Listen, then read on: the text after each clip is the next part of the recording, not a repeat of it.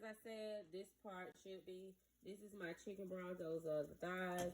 I'm going to put that in my dressing. Yeah, I do add meat. My mom was not the one to add meat in.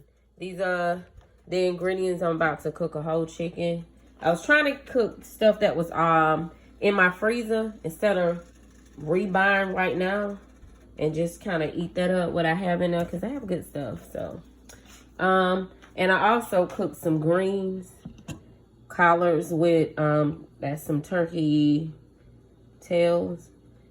And I follow this recipe from Cooking with Tammy. So that's red peppers and green bell peppers and shallots and onions. And she's right. You won't taste it as in, but it will give it good flavor. Thank you, Cooking with Tammy. Some way I'm going to shout you out, baby. I know that's how it goes, but I love your recipe. I tweaked mine. I didn't use all the ingredients. The only thing I didn't use was the seasoning. I got a collard green season. At first, I was using the one by Foodlion. Yeah.